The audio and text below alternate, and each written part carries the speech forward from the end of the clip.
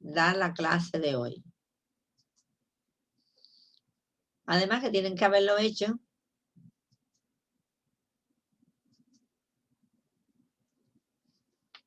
Ya ustedes tienen en su clase, ¿verdad? Fíjense que este es un casito que yo les puse. Si quieren, no tenemos ni que leerlo. ¿Ustedes lo leyeron? Sí. ¿Usted lo leyó, Rosalina? Sí.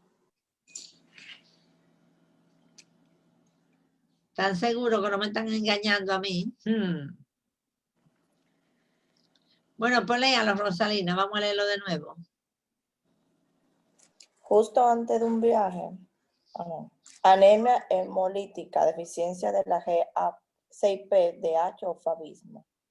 Justo antes de un viaje planeado a los trópicos, Bernardo vino a su médico quejándose de debilidad y notando que recientemente su orina se había vuelto inexplicablemente oscura. La exploración física mostró una esclerótica ligeramente ictérica amarilla. Las pruebas de laboratorio indicaban un hematocrito bajo y un recién recuento de reticulocitos elevado y una de bilirrubina aumentada. El paciente estaba realmente sano en una visita previa un mes antes cuando recibió vacunaciones y receta para fármacos antipalúdicos. ¿Sigo o profesora, de la siguiente página? Siga ahí. Comentarios. Fabismo. Bernardo sufre de una hemólisis aguda, lisis o destrucción de parte de sus glóbulos rojos, inducida probablemente por su exposición a los fármacos antipalúdicos. Determinados fármacos como los sulfamidas y los antipalúdicos, entre otros, pueden ocasionar la destrucción de los glóbulos rojos en las personas con una deficiencia genética de la G6P-DASA. Las reacciones redox producen grandes cantidades de especies reactivas de oxígeno. Estos pacientes no pueden generar suficiente NAD para defenderse frente a los ROS. Los ROS producen oxidación de los grupos SH en la hemoglobina y peroxidación de los lípidos de membrana. El eritrocito es especialmente sensible al estrés oxidativo porque no puede sintetizar y reemplazar enzimas. Muy bien. Entonces, precisamente, de eso vamos a hablar aquí. Esta vía de las pentosas es muy importante para la producción, la neutralización de los radicales libres. Entonces, por eso, vamos a ver, es bueno que cuando ustedes lean esto, ustedes pongan glucosa 6-fosfato deshidrogenasa, ¿lo ven? Eso es la G, es de glucosa. Glucosa 6-fosfato. Por eso, al ir describiendo los procesos, es que ustedes aprenden a ir hablando de ellos. Ya esta aquí también es otro comentario que les dice que si esa actividad disminuida de esa enzima, esa es la principal enzima que vamos a ver aquí en este proceso, y es también la enzima reguladora. Si está insuficiente, pues entonces no va a haber una gran producción de NAD-fosfato H, por lo tanto, no se va a poder reciclar el glutatión oxidado, volverlo a activar porque el trabajo es reducido. Y ahí entramos en lo que se llama un estrés oxidativo, lo que lleva a que el eritrocito se destruya y se provoque una anemia hemolítica. Hay una característica importante de esta enfermedad y son los llamados cuerpos de Heinz. Mírenlo aquí abajo, los cuerpos de Heinz.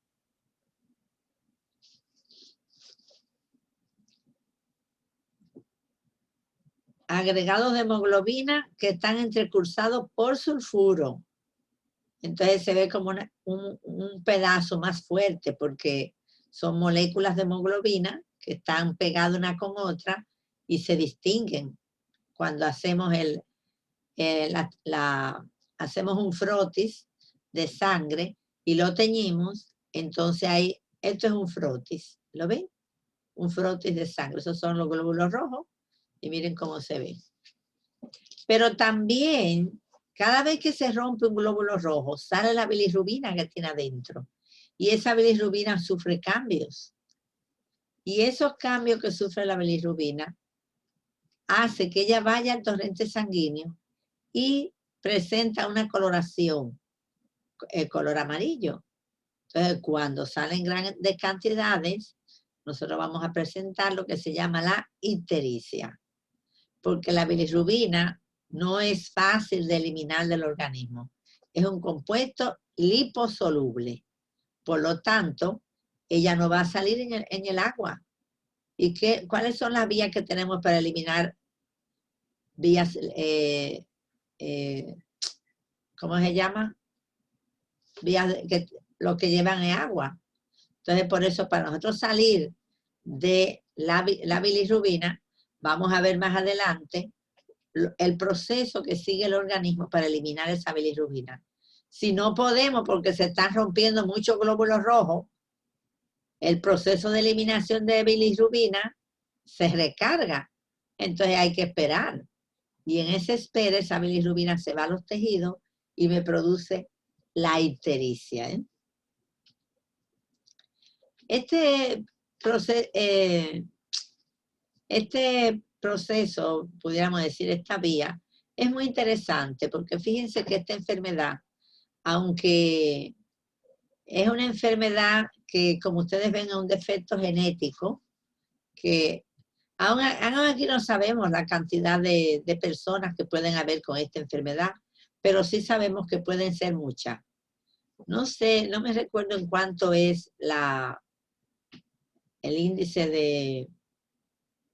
de frecuencia que hay a nivel mundial, pero la gran mayoría de los países que hacen tamizaje genético tienen tamizaje para esta enfermedad, por algo debe ser. Y aquí decidieron, estamos viendo a ver si podemos trabajar con él, porque es importante.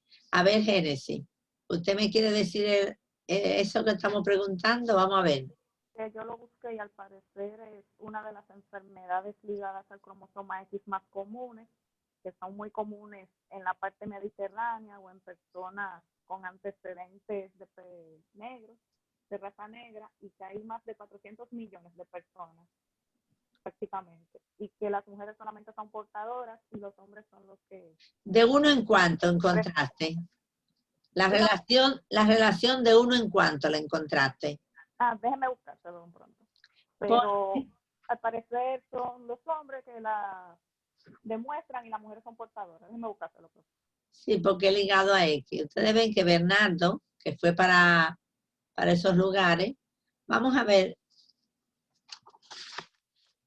Miren aquí, estas son algunas características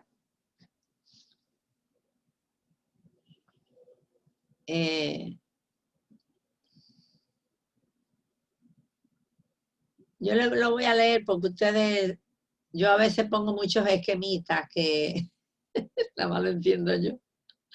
Pero bueno, el estrés oxidativo produce, ¿qué significa H2O2?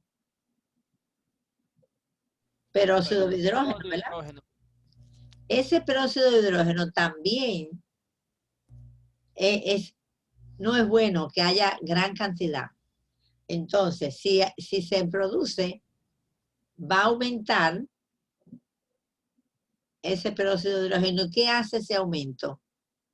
Se une la hemoglobina y la desnaturaliza. Y ahí se forman los cuerpos de Higgs. Pero también él aumenta la fragilidad de la membrana celular del glóbulo rojo, lo cual estimula la hemólisis.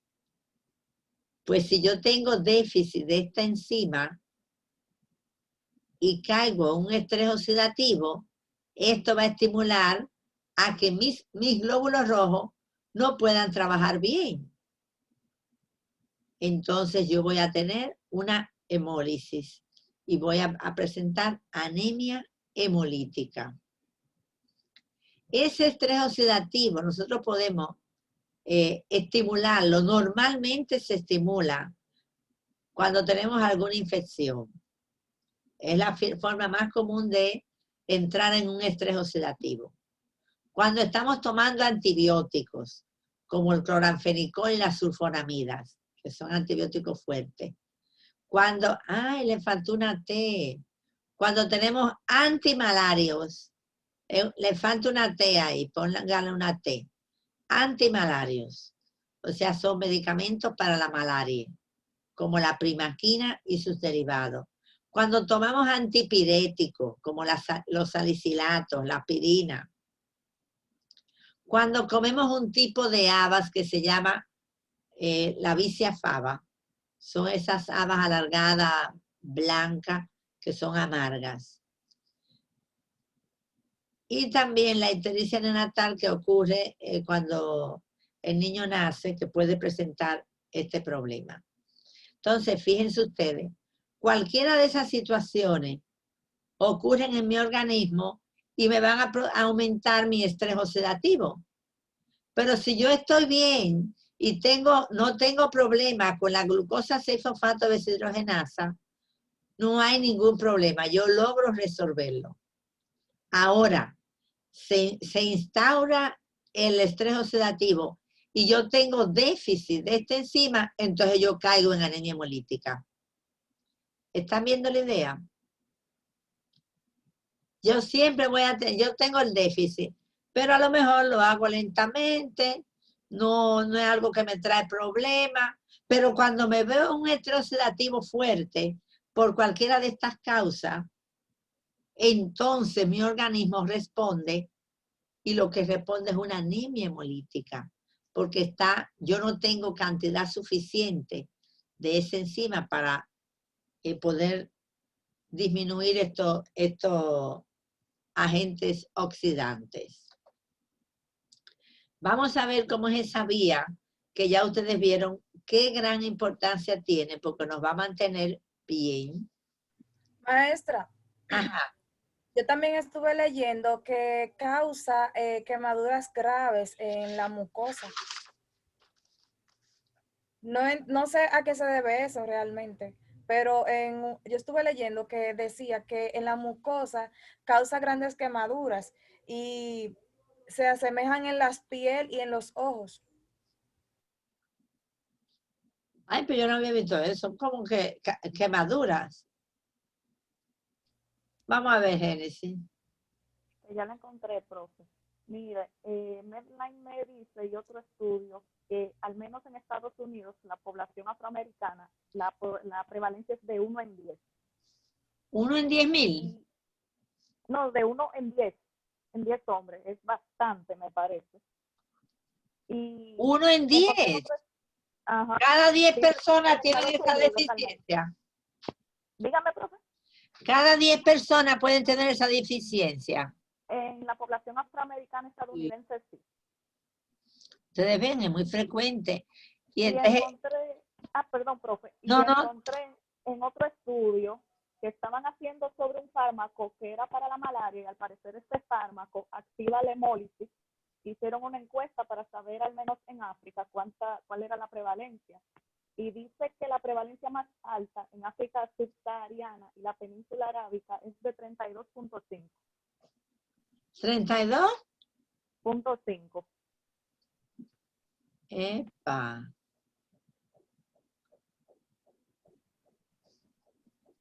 Bueno, porque ustedes saben que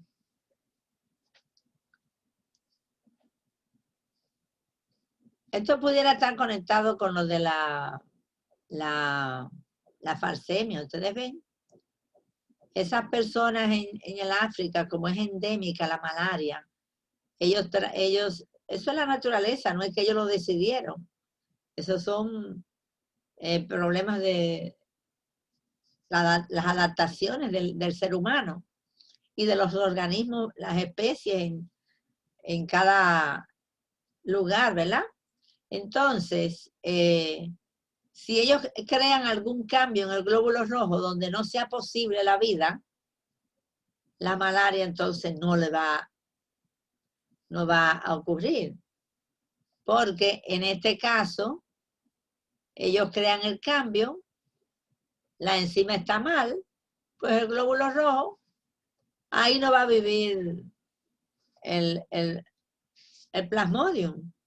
Entonces, por lo tanto, si no vive el plasmodium, se están protegiendo. Pero cuando tú le das un medicamento para eliminarlo, entonces ellos dicen que es de la raza negra principalmente. Ajá. Y del Mediterráneo también. Yo Del estoy Mediterráneo. buscando en inglés, pero me sale más información. Que al parecer es muy común en niños griegos también. Muy bien, porque ustedes saben que los europeos fueron los que se escogieron para África a buscar a los esclavos en el barco. Entonces, ¿qué hacían? Como iban a llegar a un lugar endémico de malaria, ellos le daban a tomar la primaquina para evitar que cuando llegaran lo picara el mosquito y entonces le diera la malaria.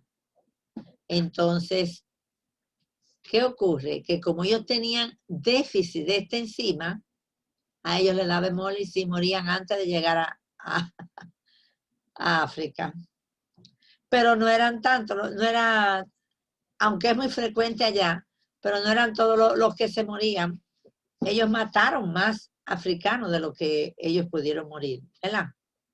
Porque en esos barcos fue mucho lo que se perdió de seres humanos. Pero para que ustedes vean, miren por ejemplo ahí el caso clínico que vimos. Bernardo, él iba a una isla tropical. ¿Qué es lo que es una isla tropical? Nosotros aquí venía al Caribe. Donde hay mucho bicho. ¿Mucho qué? Mucho bicho. Mucho bicho. Entonces, cuando el médico que le dijo, ya que usted va para el Caribe, bébase la primaquina, y le puso un tratamiento. Pero el médico no sabía que él era deficiente de esta enzima. Por lo tanto, él empezó a producir su hemólisis. Y él no había llegado al Caribe, ¿verdad? Él se estaba preparando para ir para allá. Fíjense que es como nosotros ahora, fíjense que ahora tenemos el coronavirus. Yo digo, ay, qué dolor de garganta. Paquete, me bebo un antialérgico. Me bebo la ivermectina. Hago una gárgara de qué sé yo qué. Porque yo de una vez creo que es el coronavirus. ¿La que sí? A lo mejor no es nada. Pero yo estoy tratando, estoy dando palos a ciega.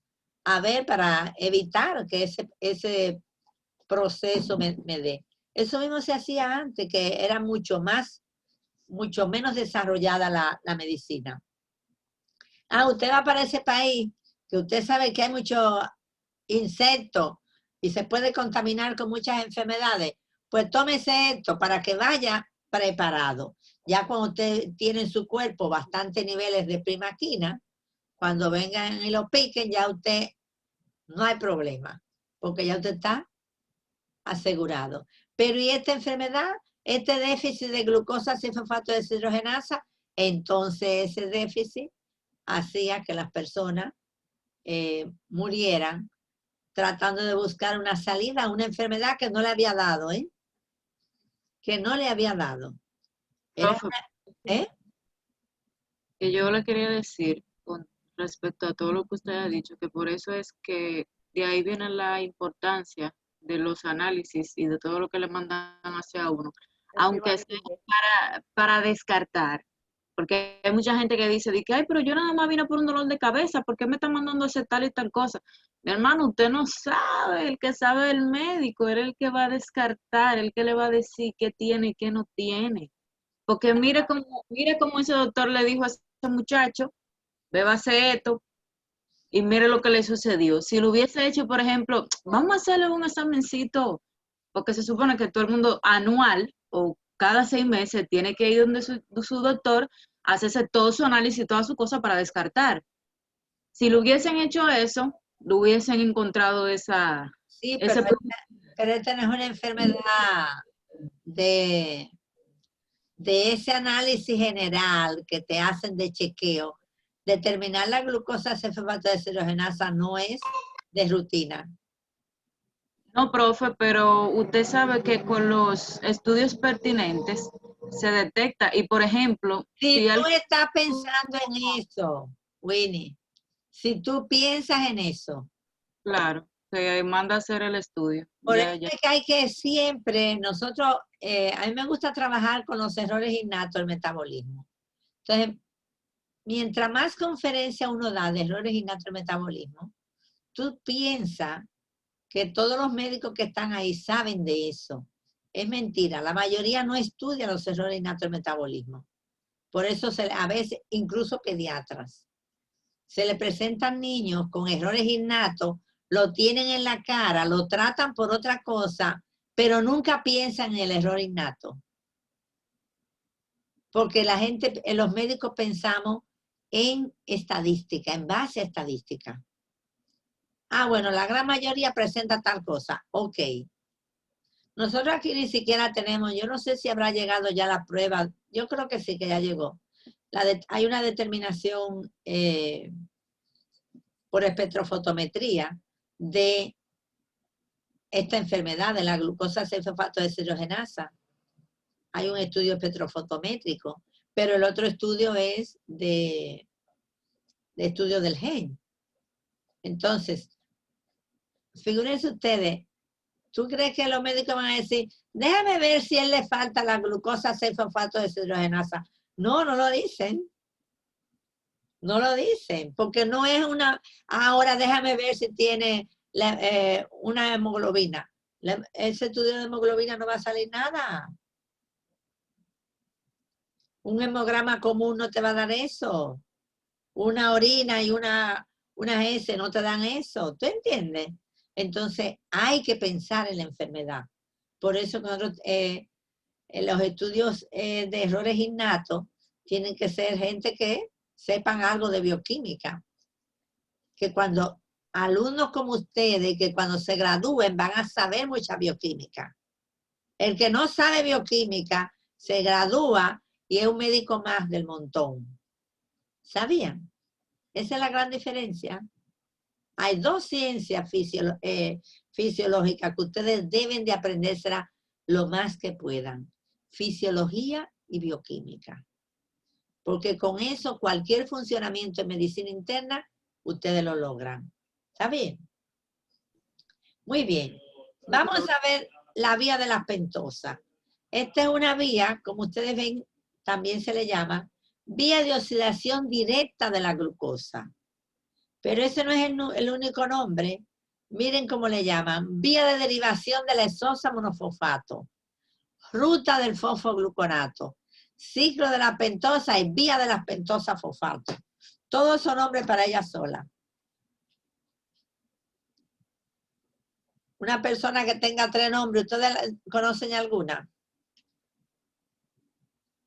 Mi esposo, profe, Ajá, ¿cuánto tiene? Pablo Antonio Nicolás se llama. ¿Tú ves? Sí, 3 nombres. Yo tengo una amiguita que se llama María Altagracia Dominicana. Entonces son No ¿Y la eso es quiero. permitido? ¿Eh?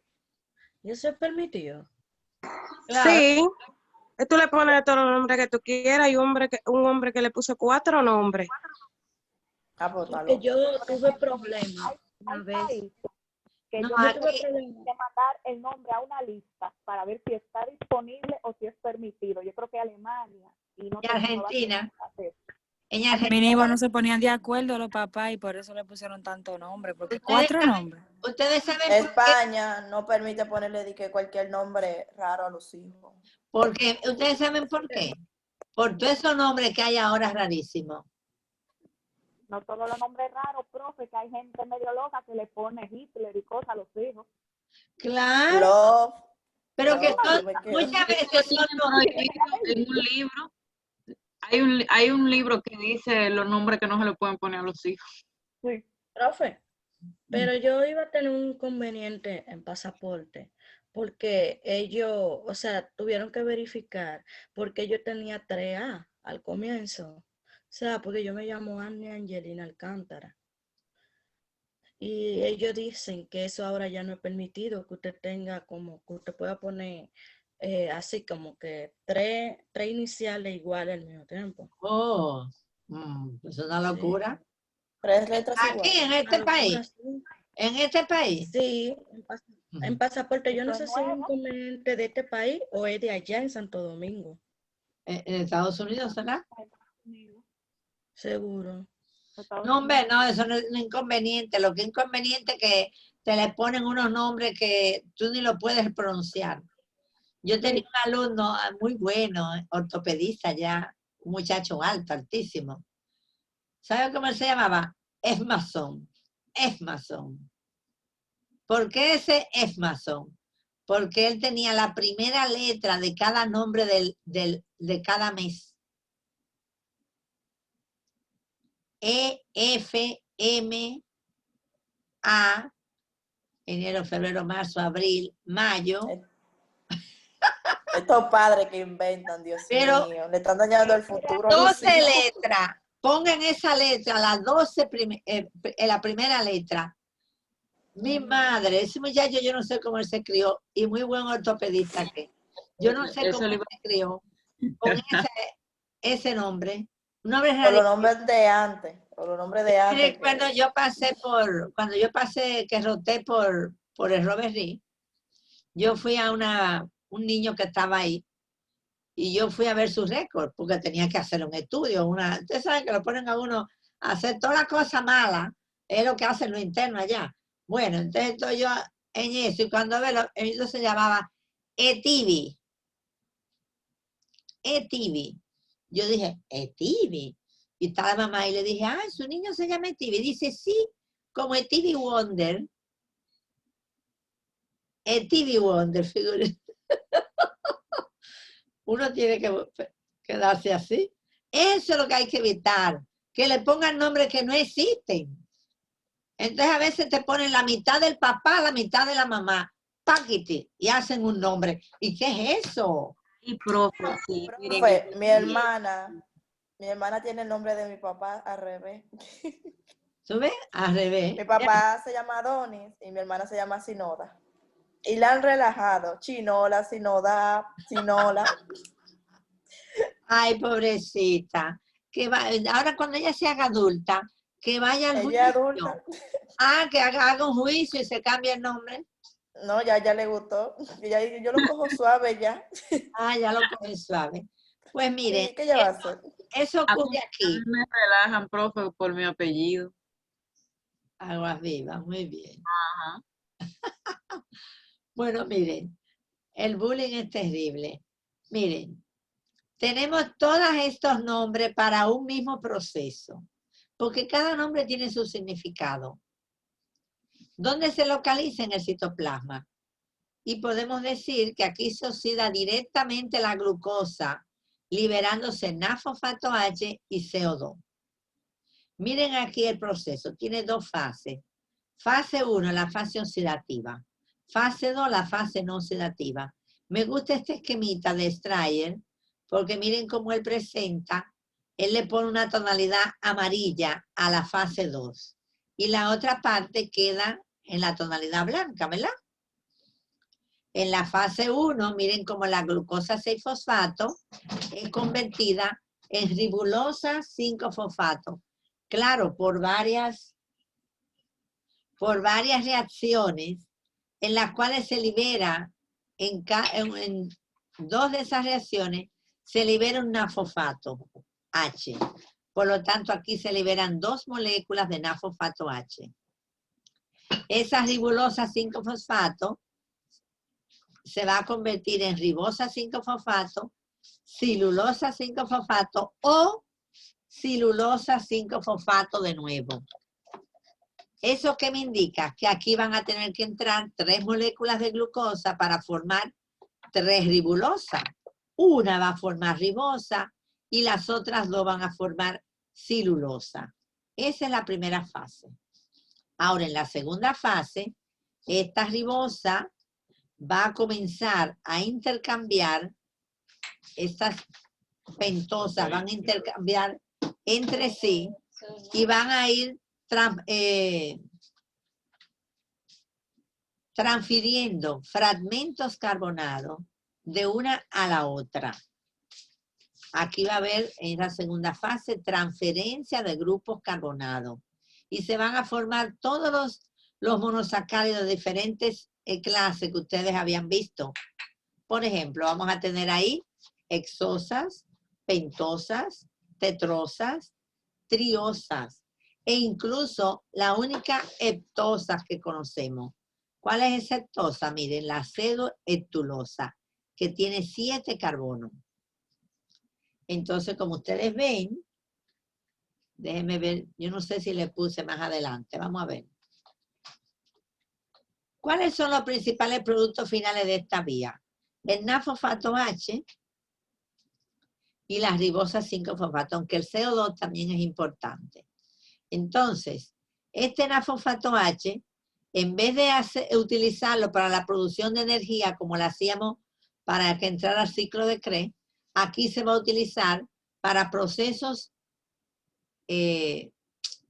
anabólicos, como son la síntesis de ácidos grasos, de nucleótidos, de colesterol y de todos los demás esteroides que se forman a partir del colesterol. Pero también se va a usar para reducir el glutatión. ¿Recuerdan lo que le pasaba a Bernardo? Que no podía reducir el glutatión, por lo tanto no podía contrarrestar su estrés oxidativo. Y la ribosa 5-fosfato, que ya habíamos visto que es muy importante para la síntesis de los nucleótidos y de los ácidos nucleicos. ¿Aló? Buenos días, ¿cómo tú estás? Estoy dando clases, sí, te llamo ahorita, ¿quieres?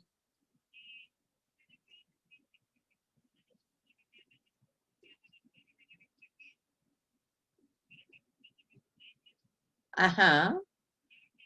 Pero yo te lo digo ahorita. Está bien, ok. Es una amiga mía, ella sabe que estoy dando clases, pero ella quiere una pregunta, un mínimo. Ustedes saben, ahí se le va a uno 10 minutos. Hay gente que no trabaja, ¿verdad? Bueno, como ustedes ven aquí, miren todas las vías que requieren nafosfato H. Ahora, la síntesis de ácidos grasos es una de ellas. Vamos a ver en estos tejidos donde ocurre activamente, ¿dónde se producen ácidos grasos? En el hígado, en las glándulas mamarias, en el tejido adiposo. Pues en esos lugares es muy activa la vía de las pentosas. Ah, pero también la síntesis del colesterol. ¿Dónde se forman el colesterol? En la glándula adrenal, porque para formar esteroides primero hay que formar colesterol. Y a partir de él se forman las hormonas esteroides. En las gónadas, miren, testículos y ovarios. Entonces, en el hígado, que el hígado se forma de todo, es para que ustedes vean que los tejidos donde ocurre esta vía activamente son esos tejidos que van a necesitar sintetizar esos lípidos. Pero también la síntesis de nucleótidos va a ocurrir en prácticamente todos los tejidos para poderse reproducir. Pues todos los tejidos prácticamente van a tener una vía de las pentosas, pero más tranquila, porque ocurre de un solo lado. Como vamos a ver. Profe, Muy bien. perdón. Ajá. Dice Winnie que ella no se siente muy bien, que por eso se tuvo que retirar de la clase, que la disculpe. Ay, pobrecita, se le veía la cara, que ya está malita. Está bien. Miren, no es fácil estar embarazado y tener que estudiar, ¿verdad? Díganmelo a mí, que yo hice mi carrera de medicina y durante el tiempo tuve 3 niños. Mis 3 niños fue estudiando la carrera de medicina. Muy bien. Me estoy tomando un poco de coffee. Pero como ustedes no beben café, ustedes son muy jovencitas. Entonces, miren, tenemos 2 fases. Fase oxidativa y fase no oxidativa.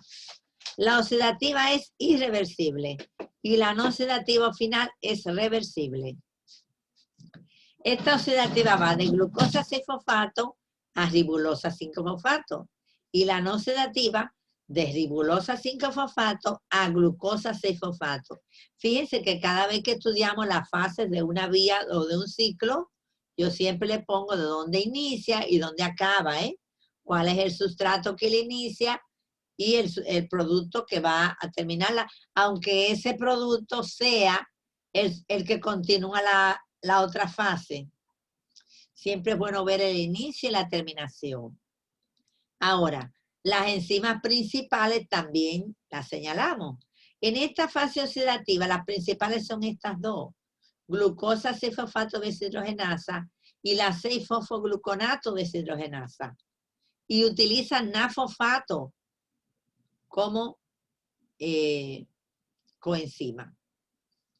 Aquí en la no oxidativa tenemos dos: transcetolasa y transaldolasa, las cuales transportan fragmentos monocarbonados. Pero como ustedes ven ahí, la transcetolasa transporta fragmentos de 2 carbonos y la transaldolasa de 3. Y tienen como cofactor el PPT. Ustedes ven aquí, yo le voy a poner, debo de ponerle aquí cofactor NAD-fosfato, ¿verdad? Para que ustedes tengan, para hacerlo más o menos coincidente. Aquí ocurren reacciones de oxidación en la primera fase, por eso que se le llama oxidativa. Y en la segunda lo que hay es una interconversión de los monosacáridos. ¿Se acuerdan que les dije? Que ellos van a intercambiar fragmentos carbonados entre ellos. Aquí yo les tengo la vía completa con todas las reacciones.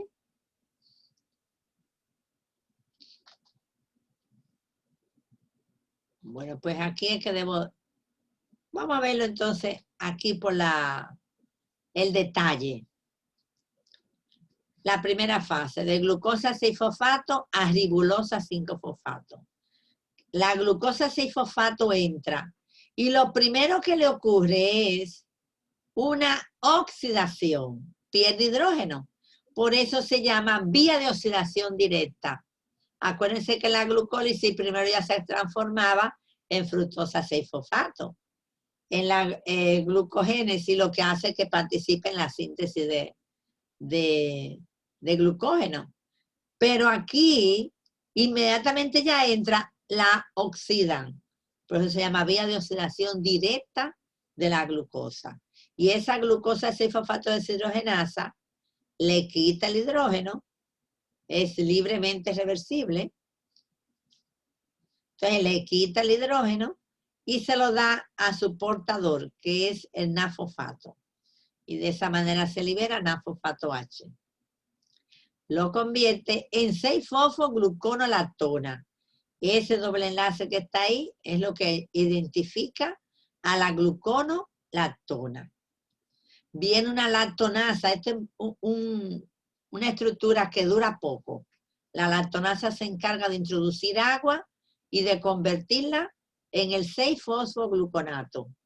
Ya este no es la glucosa, este es el ácido glucónico de la glucosa. Acuérdense que los ácidos aldónicos se forman cuando se oxida el grupo aldehído. Entonces este es el ácido aldónico de la glucosa, por eso se llama 6-fosfogluconato. Pues ahora viene la 6-fosfogluconato deshidrogenasa y le quita 2 hidrógenos. Pero al mismo tiempo le quita un grupo carboxilo. Mírenlo aquí. Al perder ese grupo carboxilo y perder 2 hidrógenos, perdió el grupo carboxilo, miren lo que se recuperó. Pero de aquí perdió 2 hidrógenos y entonces se convirtió en ribulosa 5-fosfato con un carbono menos, porque aquí tenía 6. Al quitarle ese que está en rojito, se quedó con 5. Mírenlo ahí los 5. Pero al mismo tiempo también la enzima le quitó los 2 de aquí y convirtió este carbono en un carbono cetónico. Por eso ahora se convirtió en ribulosa. Y esa es la enzima 6-fosfogluconato deshidrogenasa. Cuando la glucosa entra por la fase oxidativa, miren cómo libera 2 moléculas de N-fosfato H y una de CO2. Esta es una fase irreversible. Yo le dije que era libremente reversible. Mentira.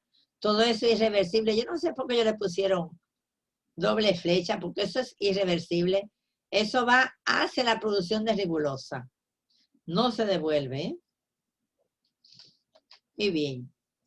Mírenlo aquí de nuevo, como yo se lo puse, hasta la producción de ribulosa 5-fosfato. ¿Está bien? Acuérdense lo que les digo. Ustedes tienen que estudiar cada proceso, describirlo, encontrar las ideas en cada proceso. Entonces, ahora esa ribulosa 5-fosfato va a convertirse en ribosa 5-fosfato. Una de ellas. Y otra en celulosa. Y entre ellas dos va a empezar el intercambio. Por lo tanto, tienen que entrar 2 moléculas de glucosa para que comience el intercambio. Y ahí van a trabajar estas 2 enzimas, transcetolasa y transaldolasa. ¿Qué ocurre? Estas enzimas van a intercambiar tomando en cuenta una característica. El grupo siempre lo va a perder la cetosa para dárselo a la aldosa. Cuando la cetosa lo pierde, se convierte en aldosa, y cuando la aldosa lo pierde, se convierte en cetosa. Ese requisito existe. Ustedes ahora, por ejemplo, que llega la Navidad, van a hacer un intercambio. Algunos, no sé, ahora con esta pandemia nadie va a querer hacer nada. Pero bueno, vamos a suponer que lo hacen en su casa. Vamos a hacer un intercambio familiar. Somos 10, hay 5 hembras y 5 varones, pues las hembras les regalan a los varones.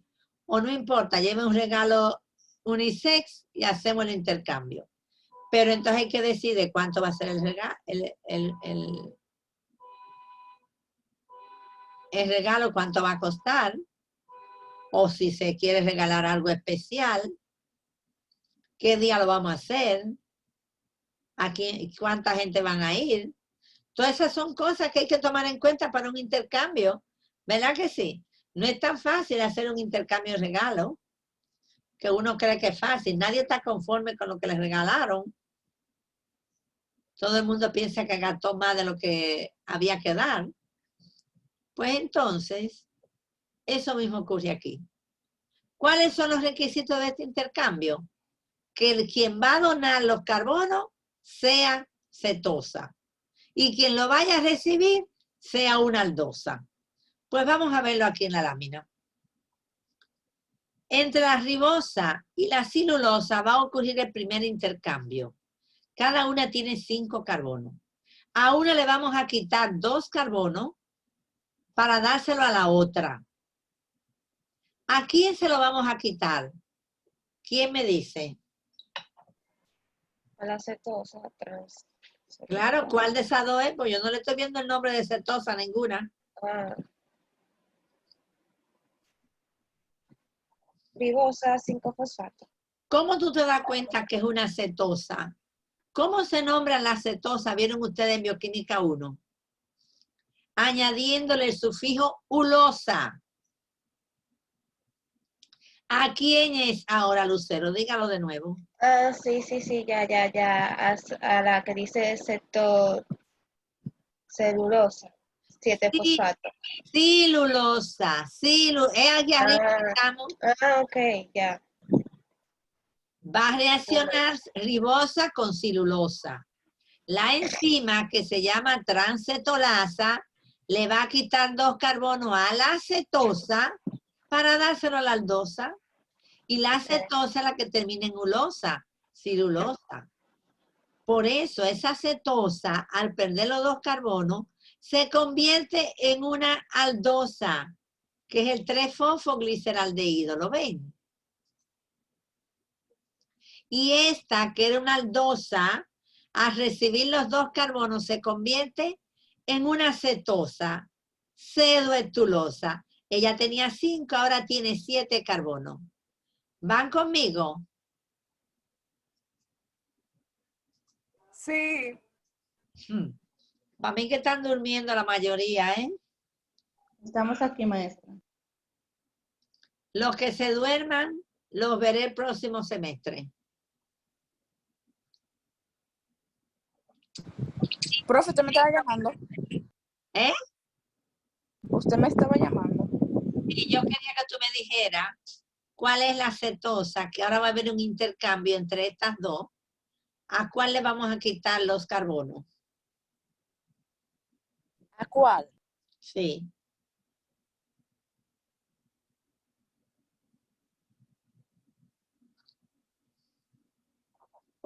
No sé, ¿no? ¿Dónde tú estabas, Saula? ¿Haciendo qué? ¿Limpiando, cocinando, fregando? No, fui a la cocina unos minutos. ¿Tú ves? ¿Tú ves? Que no estaba equivocada. En algo estaba la niña. Ay, Dios, que esto es muy aburrido, estas clases, ¿verdad que sí? No, profe, para nada. ¿Ustedes se aburren, mis niños? Hasta yo me aburro. Figúrense ustedes, hasta yo me aburro.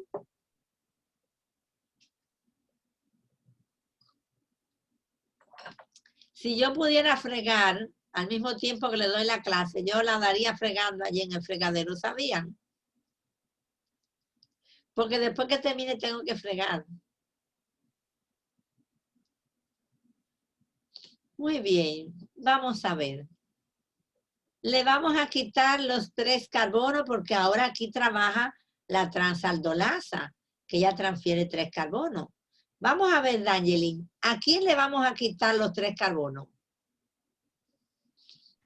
A la celulosa. Pero estamos en la segunda de aquí abajo. Ah, ok.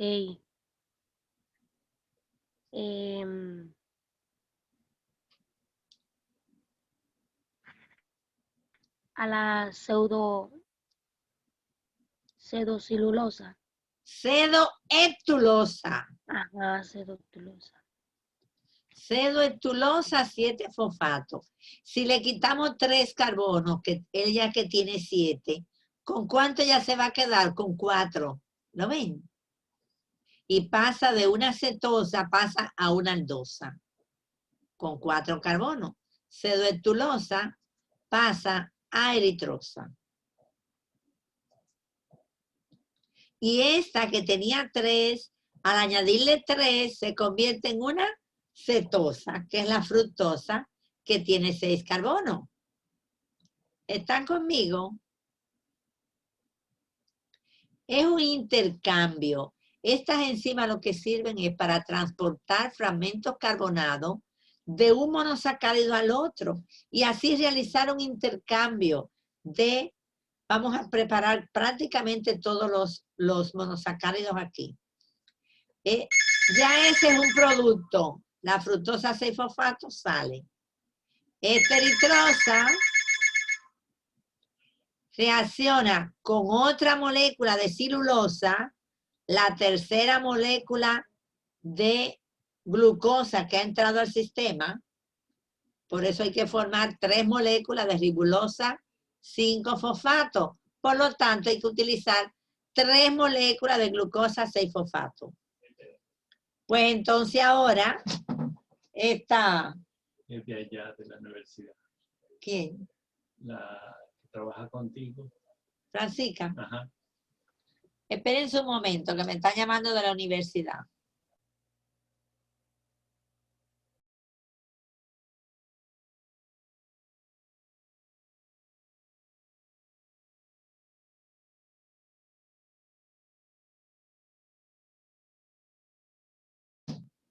Ya, es la secretaria de allá de la UAS, que la llame desde que acabe. Muy bien, mis niños. Vamos a... Leandro, ¿tiene problema usted? Está entrando y saliendo, está de baile. Está bailando, entrando y saliendo. ¿Eh? Es un baile, entra y saliendo a un baile. El internet que te saca. Efectivamente.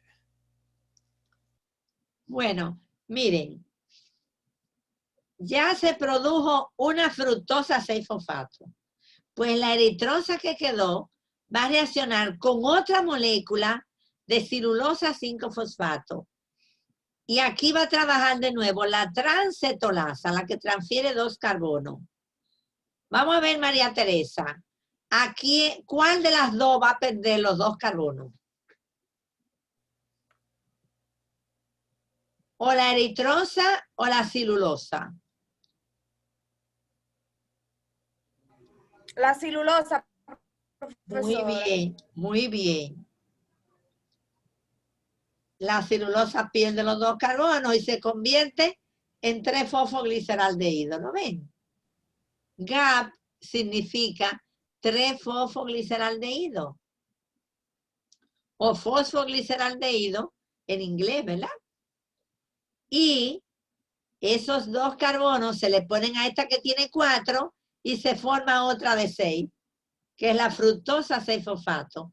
¿Por qué yo sé que es la fructosa? Porque de una cetosa, esta se convierte en aldosa. Y una aldosa se convierte en cetosa. ¿Recuerdan que le dije esa clave?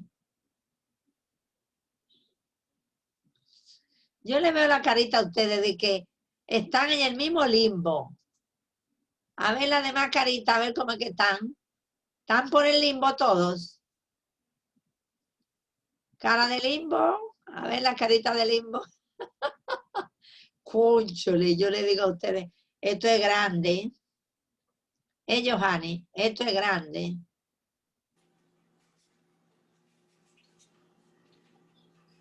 ¿Cuál es el cofactor de estas 2 transportadoras? El pirofosfato de tiamina.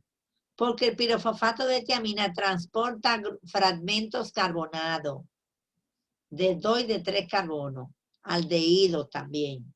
Entonces, por eso, ¿de dónde viene el pirofosfato de tiamina? De la tiamina, que es la vitamina B1. Fíjense que el pirofosfato de tiamina no trabaja en muchas reacciones, pero son reacciones ahí decisivas. ¿Cuáles reacciones? Todas las reacciones de descarboxilación oxidativa. ¿Se acuerdan? Donde trabaja piruvato deshidrogenasa, alfa-cetoglutarato deshidrogenasa. Entonces, son enzimas que utilizan fosfato epiridosal, de pirofosfato de tiamina. Esta reacción es importantísima. Y miren quién trabaja aquí.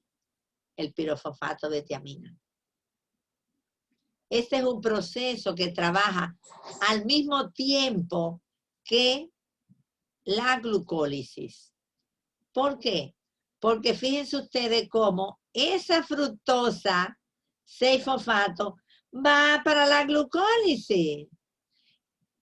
Y para ir para allá, ¿qué hace? Se convierte de nuevo en glucosa 6-fosfato por la fosfesosa isomerasa. ¿Recuerdan? O puede entrar a la glucólisis. Este 3-fosfogliceraldehído, ¿a dónde va? A la glucólisis. Por eso este es un proceso del citoplasma, porque van los 2 ahí.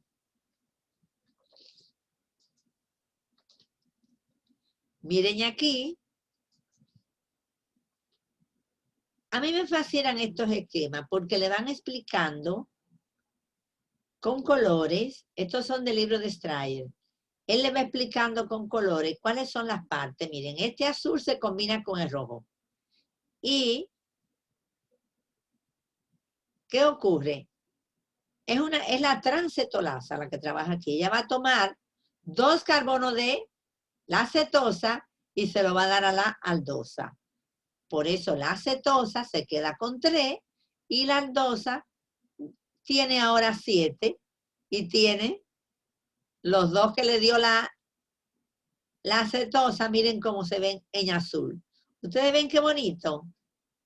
De esta manera, ustedes pueden estudiar y revisar bien. Ahora viene esa acevetulosa y reacciona con el 3-fosfogliceraldehído. No, reacciona con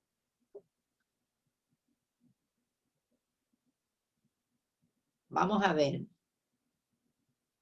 Claro, con el 3-fosfogliceraldehído, ellos 2. Aquí se formaron y aquí van a reaccionar entre ellos por acción de la transaldolasa. que le quita 3 carbonos. ¿A quién le quita los 3 carbonos? A la pseudoetulosa. Y ¿cuáles son esos 3 carbonos? Miren, estos 3 de aquí arriba. Y se lo puso arriba al 3-fosfogliceraldehído y miren cómo le quedó fructosa 6-fosfato. Y este, como le quitó 3 carbonos, miren cómo se quedó con 4. ¿Entendieron ahí todo lo que yo les expliqué ahorita? Miren qué claro está ahí. Eso es para que ustedes lo disfruten en su casa, ¿eh? Ya lo tienen ahí, tienen que sentarse a estudiarlo. Muy bien.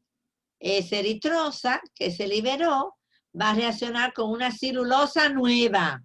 Miren que tiene otro color, ¿eh? Y 2 carbonos de aquí, de la celulosa, se van a colocar sobre la eritrosa para convertirla en fructosa por acción de la transcetolasa. Y me va a quedar el 3-fosfogliceraldehído que va para la vía de Ende-Meyer-Hof. Miren aquí qué bonito este esquemita de McKee. Fíjense cómo él pone aquí él pone primero la glucólisis y aquí esta es la gluconeogénesis, ¿lo ven? Glucólisis, gluconeogénesis. Y entonces, él presenta cómo esta glucosa 6-fosfato puede salir también a formar ribosa en esta ruta de la vía de las pentosas. De esa forma ribosa. Si esa ribosa la vamos a utilizar, se utiliza. Si no, podemos esa ribosa volver para atrás y hacerlo como un ciclo. Entonces, este proceso puede ser una vía o puede ser un ciclo. Ahora, ¿qué importancia tiene esta lámina? Aquí yo le estoy enseñando con la reacción de abajo que deben de entrar 3 moléculas de glucosa 6-fosfato. Por cada molécula de glucosa 6-fosfato se consumen 2 de nafosfato. Al final me van a salir 2 moléculas de glucosa 6-fosfato porque esas 2 moléculas de fructosa, miren cómo se convierte de nuevo en glucosa 6-fosfato, ¿lo ven? Y vuelve otra vez y entonces se la pasa así. Y esta molécula de 3-fosfogliceraldehído, mírenla aquí, la molécula de 3-fosfo, entra aquí, a la vía de Meyer-Hof. Ustedes tienen que estarlo viendo bien, porque yo puse el puntero para que pudieran entenderlo bien, ¿eh? Vamos a ver. Ustedes se recuerdan de Van Inter, que tenía todas las posibilidades, ¿verdad? Pues esta vía es como Van Inter, lo único que esta no se va a caer, ¿verdad que no? Esta va a seguir viva, porque esta vía es importante para nosotros, para mantener nuestro sistema oxidativo en funcionamiento, protegernos de los radicales libres, pero también para poder producir pentosas, si no nuestras células no pudieran reproducirse, porque si no podemos formar los ácidos nucleicos, no, yo voy a comer pentosa, no, usted no tiene que comer pentosa, de la glucosa la vamos a convertir en pentosa a través de esta vía. Entonces a ellos les presento 4 modos como puede ocurrir esta vía, porque les digo que tiene muchas posibilidades. Primero, como una vía para formar las ribosas 5-fosfato, es el modo 1. Entra todo aquí, hasta producir ribosa 5-fosfato. Esos son los tejidos que todos los tejidos necesitan producir sus ribosas 5-fosfato. Pueden hacerlo por esa vía o pueden hacerlo por este otro modo, el modo 2. Entonces, es un tejido que ese tejido va a, por ejemplo, el hígado. que el hígado necesita para producir grasa, muchos NAD-fosfato H, para producir lípidos, esteroides, todo. Ah, pues entonces vamos a formar esa ribosa por la vía oxidativa, ¿la ven? Al mismo tiempo que convertimos la glucosa en ribosa, también liberamos NAD-fosfato H, que se utiliza en la producción de las grasas. Pero también se utiliza para formar el glutatión reducido. Ah, bueno, pero es el tejido muscular. En el músculo no hay gran producción de grasa, de lípido. Entonces no necesitamos esa vía oxidativa. Vamos a hacerlo invirtiendo la vía no oxidativa, la que viene a partir de la fructosa. Y entonces invertimos la segunda fase. ¿Está bien? Tenemos dos maneras de producir. Ah, se bloqueó aquí porque no tiene glucosa 6-fosfato deshidrogenasa en gran cantidad. Ah, no te apures que estamos produciéndola por aquí. ¿Ven la idea? Ahora, el modo 3. Producirla como ciclo. Este es un ciclo que está trabajando nada más para liberar NAD-fosfato H. Estamos en la glándula mamaria que está trabajando activamente porque es una mujer que acaba de dar a luz o que está en embarazo, que durante el embarazo la leche comienza a formarse. Las glándulas mamarias se activan para cuando nazca el niño. Pues esa leche es muy rica en ácidos grasos. Y para formar ácidos grasos necesitamos NAD-fosfato H. Por lo tanto, en esas glándulas mamarias que están activas, este proceso es el mejor. Coger la glucosa, llevarla y todo eso, la fructosa y el gliceraldehído, con ella volver a continuar. Todo el tiempo. Todo el tiempo. No usamos la ribosa, sino que estamos produciendo nada más NAD-fosfato H y CO2. Para utilizarlo, ese CO2 se utiliza también en la producción de ácidos grasos. Por eso está trabajando en ese momento como un ciclo. Ah, pero no, necesitamos producir energía. Ah, pues si vamos a producir energía, podemos hacerlo utilizando la vía oxidativa hasta formar el 3-fosfoglicerdehído. Y este 3-fosfoglicerdehído lo metemos a la vía de Meyer-Hof para convertirlo en piruvato. Y miren cuántos ATP produce 2 ATP. Entonces, fíjense que este es un proceso muy versátil. Por eso ustedes ven que la llamábamos vía, le llamábamos ciclo, porque depende de la actividad que él esté realizando y del momento, ¿eh? Profesora, Ajá. para la de los glóbulos rojos, ¿se necesita no en la tercera etapa? ¿Cómo la tercera etapa? Porque los glóbulos rojos necesitan una gran producción de NAD. Entonces, se supone que esa es la forma que ellos lo reciben. Ah, el modo 3. Sí. Muy bien. ¿Por qué no necesita solamente ese modo? Porque necesita más producción de NAD. ¿Y por qué no forma ribosa? ¿Y por qué no usan esa ribosa en el glóbulo rojo? Porque no hay mitocondria. Ah, sí, sí. ¿verdad? Entonces, ni hay núcleo. Entonces, si no hay núcleo, tampoco se va a formar ninguna proteína ni nada. Entonces, no hay síntesis de ácidos nucleicos. En el glóbulo rojo, un glóbulo rojo maduro. Por eso él dura 128 días. Hasta el tiempo que le dure lo que él trajo. Mira, te di ahí esto para que dure tantos días vivo. Cuando se te acabe, te eliminaste. A cambiarlo por otro. ¿Ven la idea? Por eso el glóbulo rojo no se mantiene, ni tiene mitocondria, ni tiene núcleo. El núcleo que tiene la información para producir todas las proteínas que necesita. Entonces, para él poder formar a los ácidos nucleicos, él necesitaría enzimas, necesitaría todo eso. Él no tiene nada de eso, porque primero no tiene DNA. Y para yo formar ácido nucleico necesito el DNA. ¿Entienden la idea? Por eso en el glóbulo rojo este es el modo que trabaja. ¿Entendiste, Dale? Muy buena tu observación. Muy buena tu observación. De que el glóbulo rojo, este es el que va a ser. Y si acaso necesita energía, utilizarla, puede también usar la 4.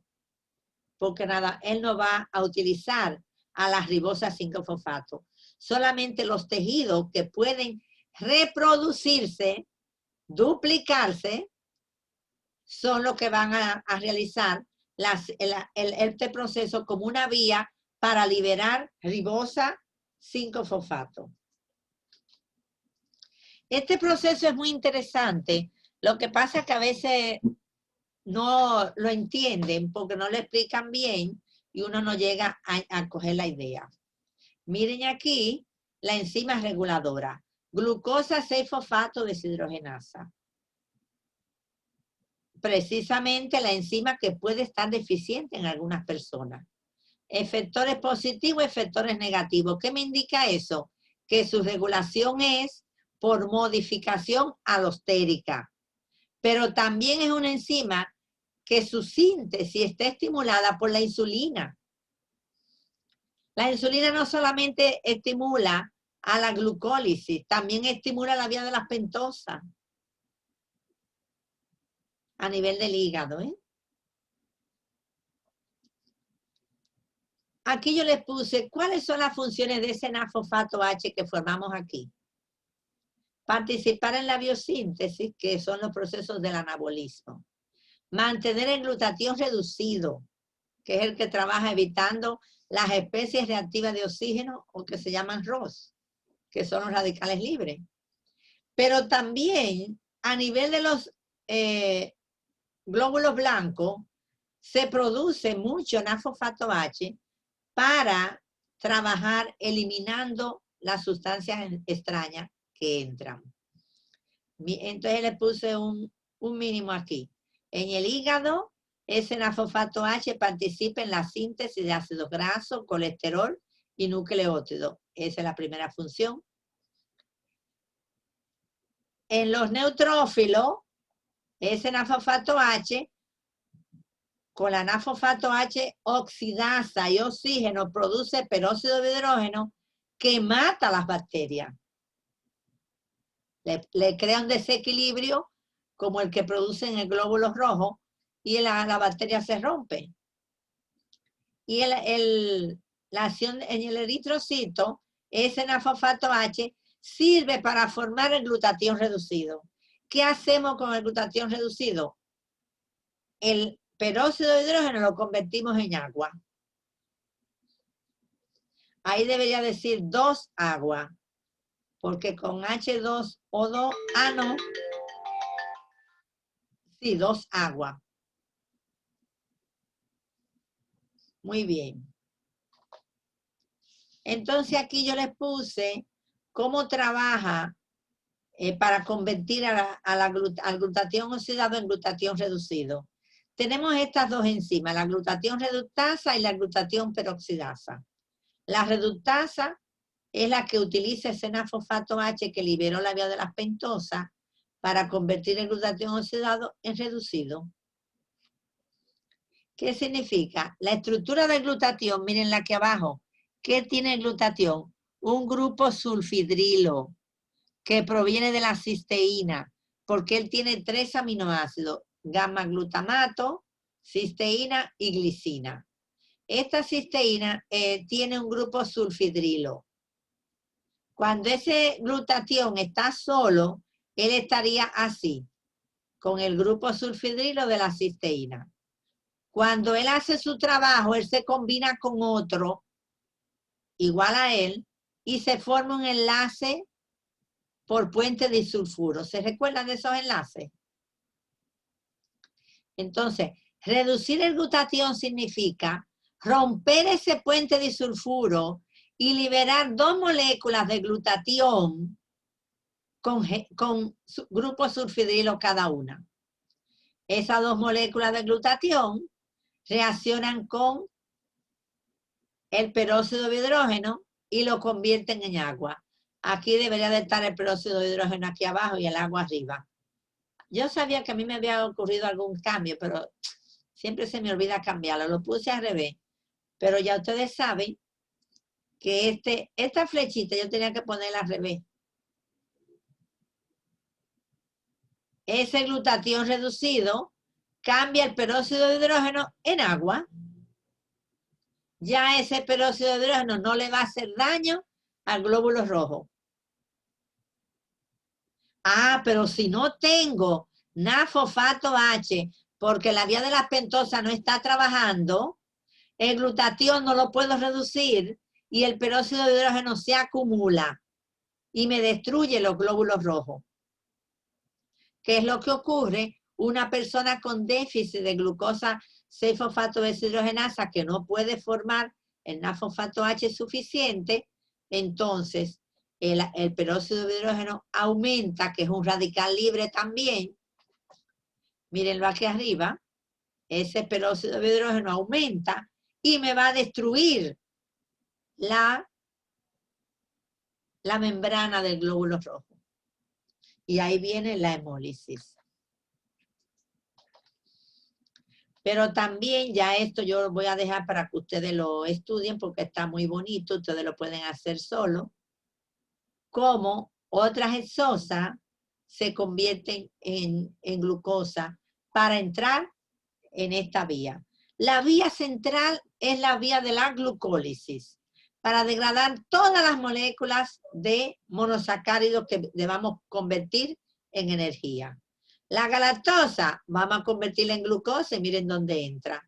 La fructosa, le ponemos el fosfato en el carbono 6, entra por aquí.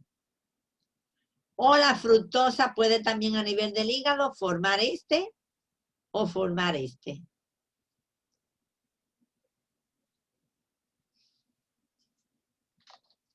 A ellos les puse para que leyeran la intolerancia a la fructosa, que los que dieron bioquímica 1 conmigo la vieron ya porque también lo utilizamos allá para la intolerancia a la fructosa.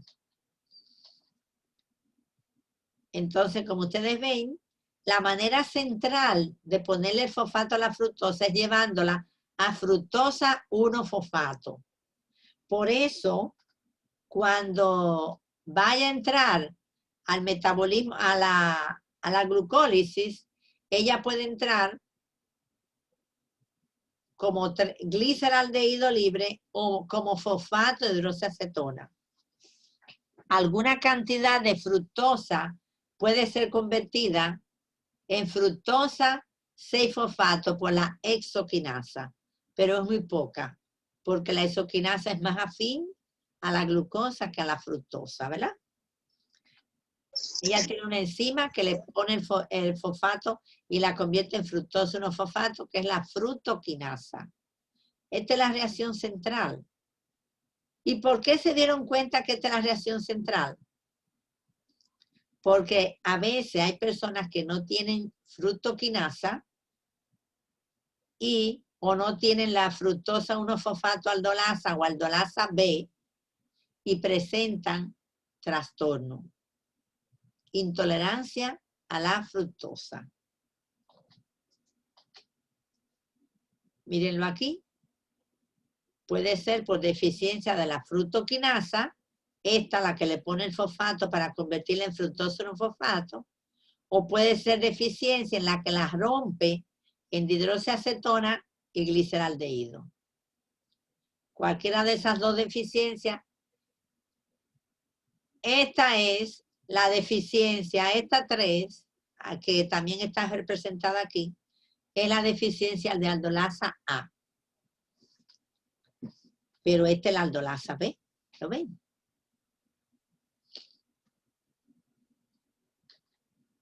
Y después van a ver la galactosemia. Yo le puse ahí un caso muy bonito. Uno dice muy bonito, pero son gente enferma, ¿verdad? Pero uno dice muy bonito porque para nosotros estudiar Cuando uno encuentra en un hospital de eso, un paciente, mira, ven a ver, este tiene el hígado, qué sé yo, cuántos centímetros por debajo de la costilla, y tú vas a ponerle la mano a ese hígado. Para ti es un hallazgo importante porque a lo mejor no es muy frecuente que tú vas a encontrar pacientes con eso. Son pocas veces que tú lo vas a encontrar. Pero para ti es importante, pero para el paciente la cosa no es igual. Eso mismo decimos aquí, miren, este es un caso de una galactosemia. Esta es una enfermedad que no es tan frecuente, pero sin embargo, aquí en el país hay galactosemia importante. Y aquí miren cómo la galactosa es convertida, como ya la habíamos visto, en galactosa 1-fosfato. Lo vimos al inicio de la unidad. Y esa galactosa 1-fosfato, a través de estas reacciones, ¿en qué es convertida? En UDP glucosa. De galactosa se convirtió en glucosa. Y esa glucosa ahora o va a seguir utilizando más, convirtiendo más galactosa en glucosa, o va a ser utilizada para formar glucógeno. ¿Recuerdan? Entonces miren cómo es la idea. La galactosa 1-fosfato reacciona con UDP glucosa. Por la galactosa 1-fosfato, uridiltransferasa. Esta le da el fosfato y se convierte con el UDP y se convierte en UDP galactosa. O sea que ella le pasa su transportador y libera a la glucosa 1-fosfato. Y hay una glucosa liberada. Esta UDP galactosa viene la epimerasa y la convierte en UDP glucosa. Esa UDP glucosa va aquí de nuevo a buscar otra galactosa. Y cuando se libera aquí esta glucosa, es la que había aquí, la galactosa que había entrado previamente. Y esa se va, se convierte después en glucosa 6-fosfato para entrar a la vía de Mayer-Hoff. Entonces aquí tenemos la vía del sorbitol, pero en vez de ser del sorbitol, aquí es del galactitol, pero es la misma idea. La aldosa reductasa, miren cómo convierte a la galactosa en galactitol. Por eso estos niños nacen con cataratas, porque ya desde un principio esa galactosa se va convirtiendo en galactitol y va empañándole el cristalino, ¿verdad? Miren aquí, deficiencia de galactoquinasa, cataratas tempranas. De galactosa 1-fosfato uridiltransferasa, cataratas, vómitos, porque ya aquí, ya la deficiencia está dentro, es mucho más adentro. Ya le hemos puesto el fosfato a la galactosa. Todo eso ustedes lo van a estudiar. Y yo les tengo sus preguntas en el taller para que ustedes logren completar bien ese estudio. ¿Entendieron bien mis